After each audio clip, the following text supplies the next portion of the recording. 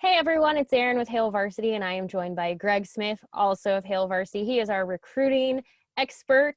I'm just going to call you recruiting expert now. That's the more correct term for you. Greg, how are you?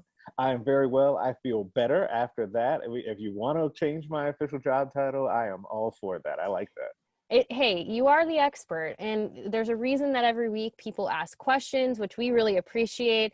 And I appreciate the conversation too. I know Greg does as well, but whether it's this video or any of our videos that we upload to YouTube and then share elsewhere, we do appreciate the conversation that comes from it. Sometimes it sparks new questions that ultimately get answered in these videos and others, so we do appreciate it. This week is a little bit of a different, the source of the question is a little bit different than we have had recently. Greg joins the Hail Varsity Radio show, which you can actually listen to Hail Varsity Radio anywhere you are every single day, Monday through Friday from 4 to 6 p.m. Central, and then on Saturday mornings from 7 to 9. Greg is on as a weekly guest, and Elijah, who co-hosts with Chris Schmidt very often, he had a question for Greg. Basically, where are the offensive line recruits? He had shared with Greg that he felt like there's a lot of talk about quarterbacks and wide receivers, but not so much about, and I love how Greg shared this with me, about the big boys up front. So let's talk offensive line recruits. Greg, where the heck are they? You know, it's interesting is that I feel like a lot of times when we talk about, where is this recruit or that one, we had this conversation before, where are the quarterbacks, where are the pass rushers, like those come up, right? And a lot of times those are because maybe Nebraska's having a tough time finding those guys in the case of the pass rushers, or that the quarterbacks in that case have committed very early and Nebraska is having to try to find that next guy, right? In this case, it's actually a good thing and a good reason as to why you have not heard a lot about offensive linemen for the 2022 recruiting class. And all you really have to do is look at the current starting offensive line, and you see that Bryce Benhart, Ethan Piper, Turner Corcoran are all technically, for one reason or another, still freshmen, right?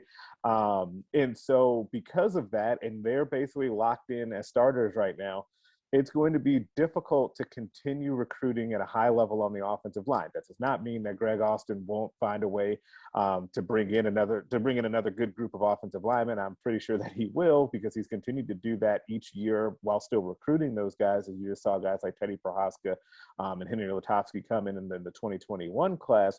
But I think that's why you're seeing not the huge rush of, hey, there's 5 offensive linemen that are already scheduled to visit in June for the 2022 class, because they, on the flip side of that, they're also able to be a lot more selective on who they take, because they have the luxury of not being in a huge rush because of the class that a lot of the offensive linemen that are still on the team right now.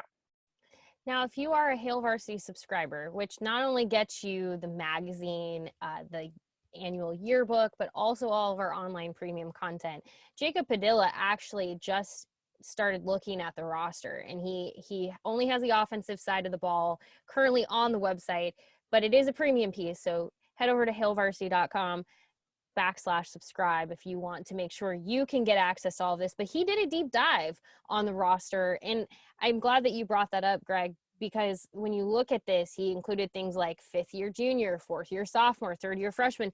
This is factoring in those who redshirted and then also have this extra COVID year, the year that anybody who was on a team in 2020 can essentially have an extra year if they want it. So it's going to mess with timelines a little bit. But I mean, just looking at that list, it's significant. There are 14 scholarship players, 10 walk-ons. They did have 7 departures, but some of those are just a graduation.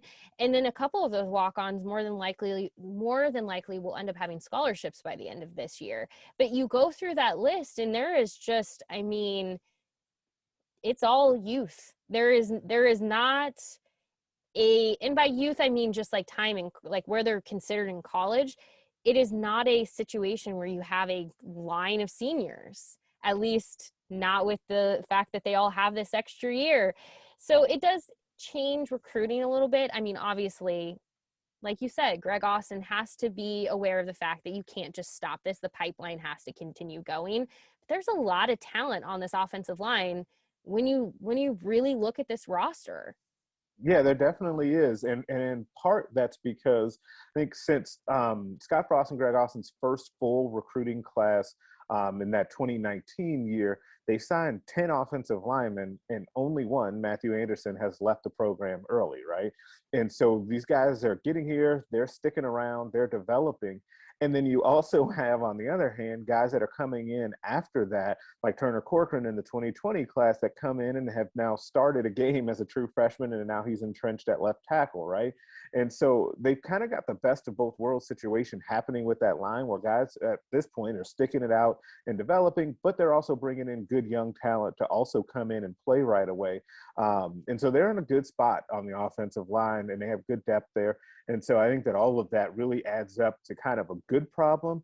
But then again, it will allow Greg Austin to really like narrow down and hone in on what he wants to look for on the recruiting trail, which really the big thing that we know is that he wants size, right? Like you have to be It's like a basketball massive, team. yeah, to be able to come play offensive line. I mean, between the tight ends, the offensive line, even the receivers, that offense is getting taller every single year. Greg, one last question for you on this topic. Obviously, the NCAA's mandated dead period ends in just a couple of weeks, which means there will be camps, there will be visits, there will be opportunities for players to see coaches, for coaches to see the players. Could that change things too? Yes, absolutely. Because one of the things that always sticks out to me about what's about to happen with camp season, and I talked to Bellevue West coach Mike Huffman, who said that, if you think about some of the growth, just like physically, that some of these players have had since colleges last saw them, there's going to be some kid, I promise you, that the last time Scott Frost saw him was like 6'1", 6 foot, and that now he's grown 5 or 6 inches. It's been over a year since they've seen some of these kids. So yeah, I think that could change it quite a bit. And those stories will be really fun to track throughout this month and the rest of the summer. Well, I have to tell you, I keep muting myself while you're talking because my dog keeps rolling around. So he's obviously very excited about this topic as well.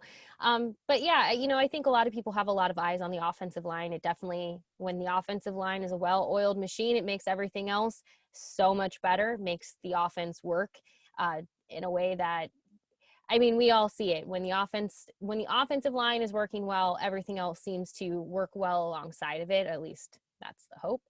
So this will be an interesting topic to follow. If you want more of Greg's thoughts, you can get them this evening in the recruiting notebook that will be live at 6 p.m. Central at hailvarsity.com. But you can get the recruiting notebook every single evening. Well, not every single. Would you give Greg a break?